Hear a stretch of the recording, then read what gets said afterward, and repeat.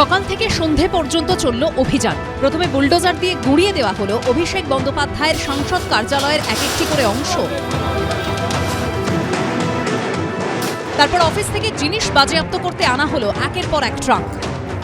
ভোটের পরে বুলডোজার, এই হচ্ছে বিজেপির প্রকৃত স্বরূপ। তো যারা ভাবছেন বুলডোজার চালিয়ে তৃণমূল কংগ্রেসকে ধমকে চমকে দমিয়ে রাখবো, তৃণমূল কংগ্রেস আরো শক্তিশালী হবে। ক্ষমতায় এসেই বেআইনি নির্মাণ নিয়ে কড়া বার্তা দিয়েছিলেন মুখ্যমন্ত্রী শুভেন্দু অধিকারী। আমরা এতে জিরো টলারেন্সের নীতি নিচ্ছি। তারপর থেকেই শুরু হয়েছে ব্যবস্থা। চলতি মাসের গোড়াতেই প্রাক্তন তৃণমূল বিধায়ক শওকত মোল্লার ছেলের বেআইনি ক্যাফেতে বুলডোজার চালানো হয়।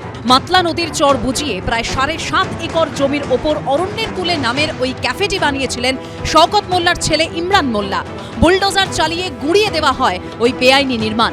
একইভাবে মাতলা নদীর চর দখল করার অভিযোগ ওঠে ক্যানিং পশ্চিমের তৃণমূল বিধায়ক পরেশরাম দাসের বিরুদ্ধেও। 7 জুন নদীর চর দখল করে বেআইনি নির্মাণ, সরকারি জমি প্লট করে বিক্রি, বৃদ্ধাশ্রমের আড়ালে অনৈতিক কাজ, এমন একাধিক অভিযোগকে সামনে রেখে নোটিশ পাঠানো হয় ক্যানিং পশ্চিমের তৃণমূল বিধায়ক পরেশরাম দাসকে। এবার গুঁড়িয়ে দেওয়া হলো অভিষেক বন্দ্যোপাধ্যায়ের সংসদ কার্যালয়।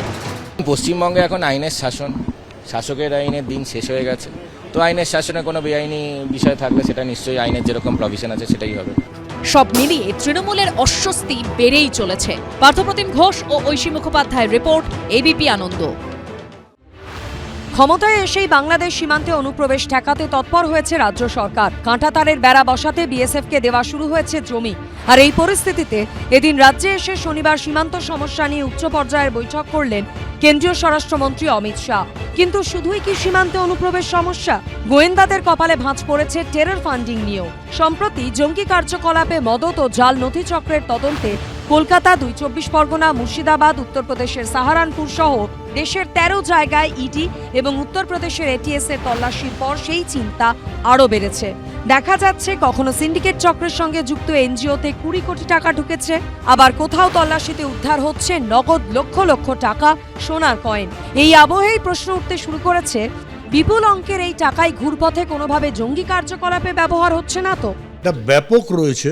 যখন বুদ্ধবাবু রাজ্যের মুখ্যমন্ত্রী, তখন তৎকালীন উপপ্রধানমন্ত্রী শ্রী লালকৃষ্ণ আডবাণীজিকে বলেছিলেন যে সীমান্ত এলাকায় ব্যাঙের ছাতার মতো সব মাদ্রাসা তৈরি হচ্ছে, এগুলোর ওপর কন্ট্রোল নেওয়া প্রয়োজন। তারপরে পার্টি ওনাকে এক প্রকার সেন্সার করে এই কথা বলার জন্য। ডক্টর মনমোহন সিংয়ের সরকারও কোনো ব্যবস্থা নেয়নি, আর মমতা বন্দ্যোপাধ্যায়ের সরকারও এখানে কোনো ব্যবস্থা নেননি। এখন যেহেতু বিজেপি সরকার হয়েছে, এই টেরর ফান্ডিংটা বন্ধ করতে হবে। সূত্রের খবর, রোহিঙ্গা এবং বাংলাদেশে অনুপ্রবেশকারীদের ভারতে ঢুকিয়ে টাকার বিনিময়ে জাল নথি তৈরি করে দেওয়ার একাধিক চক্র পশ্চিমবঙ্গে সক্রিয় হয়েছে বিভিন্ন সময়। মোটা টাকার বিনিময়ে অনুপ্রবেশকারীদের আধার কার্ড, প্যান কার্ড, ভোটার কার্ডের মতো ভুয়ো নথি তৈরি করে দেয় এই সব চক্র। সেই ভুয়ো নথি দেখিয়েই দেশ জুড়ে ছড়িয়ে পড়ত অনুপ্রবেশকারীরা। সূত্রের খবর, যেমন বাংলাদেশের ঢাকার বাসিন্দা আদিলুর রহমান। সূত্রের খবর, নিজেকে অনাথ পরিচয় দিয়ে এদেশেই থাকা শুরু করেছিলেন তিনি। পরে ভারতীয় পরিচয়পত্র বানিয়ে উত্তরপ্রদেশে পাড়ি দেন। 2023-এ আদিলকে গ্রেফতার করে উত্তরপ্রদেশ পুলিশ। সূত্রের খবর, আদিলুর রহমানকে জেরায় উত্তরপ্রদেশ পুলিশ জানতে পারে একটি এনজিওর মাধ্যমে তাদের সিন্ডিকেট চক্র চলত। 2023 সালে 20 কোটি টাকা ঢুকেছিল সেই এনজিওতে। এরই তদন্তে বৃহস্পতিবার হারোয়ার আল জামিয়াতুল ইসলামিয়া দারুল উলুমে তল্লাশি চলাকালীন নগদ 40 লক্ষ টাকা উদ্ধার হয়। বাজেয়াপ্ত হয় 180 গ্রাম সোনার কয়েন। এছাড়াও তাহারিয়া নামে একটি বেসরকারি হাসপাতাল, বসিরহাটের একাধিক বেসরকারি মাদ্রাসা এবং হাসপাতালে অভিযান চালায় উত্তরপ্রদেশের এটিএস এবং ইডি।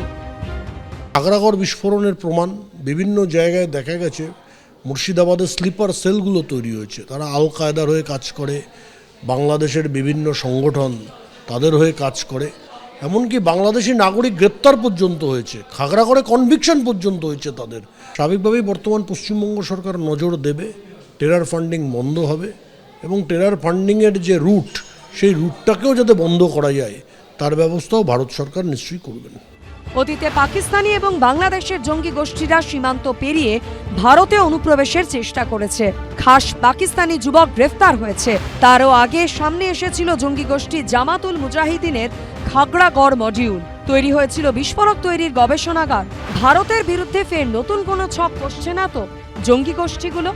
জানতে মরিয়া গোয়েন্দা থেকে বিভিন্ন নিরাপত্তা সংস্থা। এবিপি আনন্দ। এবিপি আনন্দ, এগিয়ে থাকে, এগিয়ে রাখে।